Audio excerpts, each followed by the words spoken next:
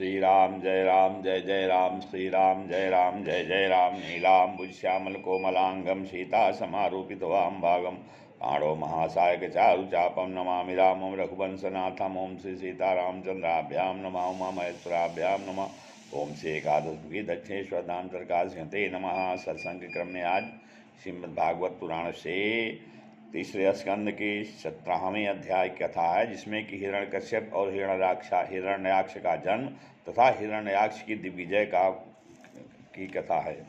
मैत्रेय जी कहते हैं, निशम्यात्म भुआ गीतम कारणम संकयोजिताः तथा सर्वे न्यवर्तन्त त्रिदिवाये दिवौकसः।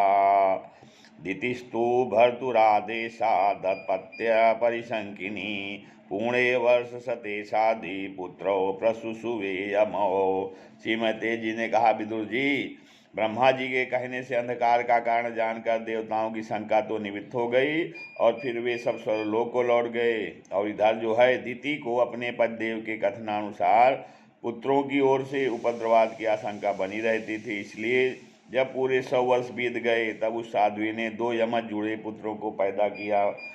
उनमें उनके जन्म लेते समय स्वर्ग, पृथ्वी और अंतरिक्ष में अनेकों उत्पात होने लगे, जिनसे लोग अत्यंत भयभीत हो गए।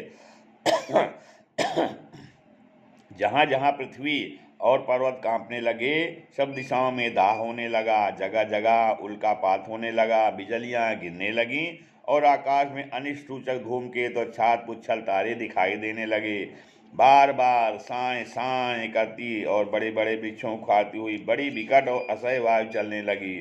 उस समय आंधी उसकी सेना और उड़ती हुई धूल ध्वजा के समान जान पड़ती थी। बिजली और जोर जोर से चमक कर मानो खिलखिला रही थी। घटाओं ने ऐसा सघन रूप धारण किया कि सूर्य चंद्र आदि ग्रहों के लुप्त हो जाने से आकाश में गहरा अंधेरा छा गया। उस समय कहीं कुछ भी दिखाई न देता था। समुद्र दुखी मनुष्य की भांति कोलाहल करने लगा। उसमें ऊंची ऊंची तरंगें उठने लगीं और उसके भीतर रहने वाले जीवों में बड़ी हलचल मच गई। नदियों तथा अन्य जलाशयों में भी बड़ी खलबली मच गई और उनके कमल सूख गए। सूर्य और चंद्रमा बार बार घसे जाने लगे तथा उनके चारों ओर अमंगल सूचक मंडल बैठने लगे।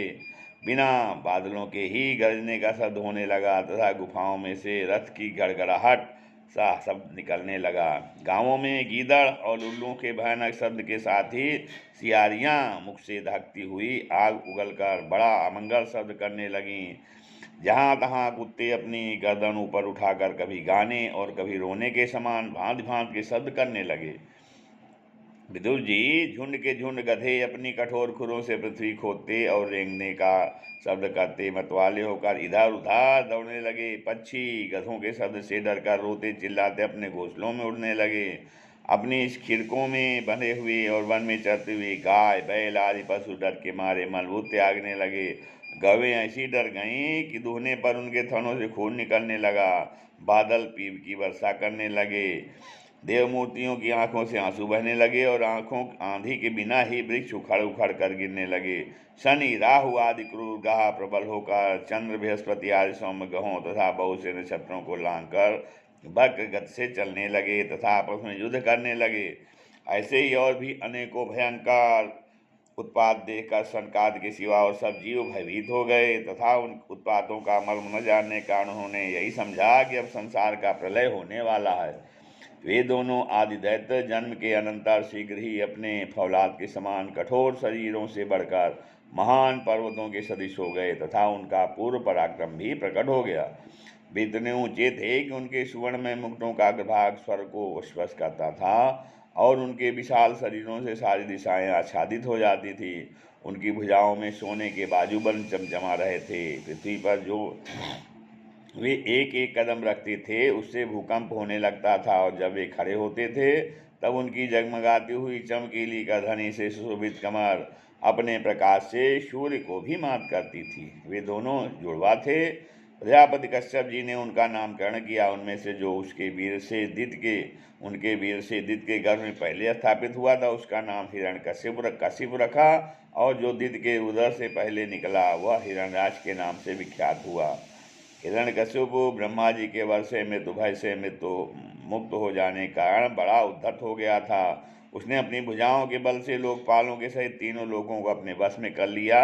वह अपने छोटे भाई हिरण्याक्ष को बहुत चाहता था और वह भी सदा अपने बड़े भाई का प्रीकार करता रहता था। एक दिन वह हिरण्याक्ष हाथ में गदा लिए युद्ध का अवसर ढूंढता हुआ स्वर्गलोक में जा पहुंचा।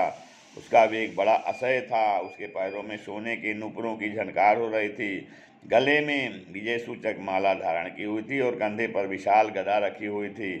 उसके मनोबल, शारीरिक बल तथा ब्रह्मा जी के वर ने उसे मतवाला कर रखा था, इसलिए वह सर्वथा निरंकुश और निर्भय हो रहा था।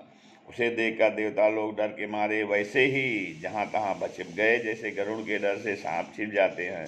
जब दैत्यराज हिरण्याक्ष ने देखा कि मेरे तेज के सामने बड़े बड़े गर्वीले इंद्र देवता भी छिप गए हैं, तब उन्हें अपने सामने न देखकर वह बार बार भयंकर गर्जना करने लगा। फिर वह महाबली दैत्य वहाँ से लौटकर जल क्रीड़ा करने के लिए मतवाले हाथी के समान गहरे समुद्र में घुस गया, जिसमें लहरों की बड़ी भयंकर गर्जना हो रही थी। ज्यों ही उसने समुद्र में पैर रखा कि डर के मारे वरुण के सैनिक जलचर जीव हकबका गए और किसी प्रकार की छेड़छाड़ न करने पर भी वे उसकी धाक से ही घबराकर बहुत दूर भाग गए। महाबली हिरण्याक्ष अनेक वर्षों तक समुद्र में ही घूमता और सामने किसी प्रतिपक्षी को न पाकर बहुत बार बार वेग से उठी हुई उसकी प्रचंड तरंगों पर ही अपनी लोहमयी गदा को आजमाता रहा। इस प्रकार घूमते घूमते वह वरुण की राजधानी विवाहवरीपुरी में जा पहुँचा।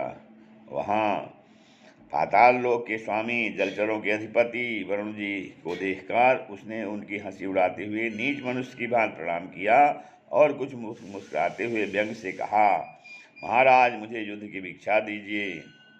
प्रभो, आप तो लोक पालक, प्रजा राजा और बड़े कीर्तिशाली हैं।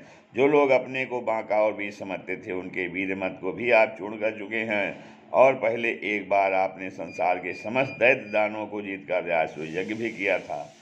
उस मदोन्मत्त शत्रु के इस प्रकार बहुत उपहास करने से भगवान वरुण को क्रोध तो बहुत आया, किंतु अपने बुद्धि बल से वे उसे पी गए और बदले में उससे कहने लगे, भाई, हमें तो अब युद्धादि का कोई चाव नहीं रह गया है। भगवान पुराण पुरुष के सिवा हमें और कोई ऐसा दिखता भी नहीं जो तुम जैसे रणकुशल वीर को युद्ध में संतुष्ट कर सके। दैत्यराज, तुम उन्हीं के पास जाओ, वे ही तुम्हारी कामना पूरी करेंगे। तुम जैसे वीर उन्हीं का गुणगान किया करते थे हैं।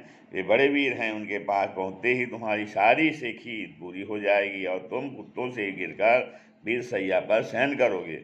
वे तुम जैसे दुष्टों को मारने और सत्पुरुषों पर कृपा करने के लिए अनेक प्रकार के रूप धारण किया करते हैं।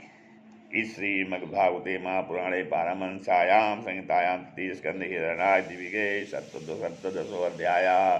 श्री राम जय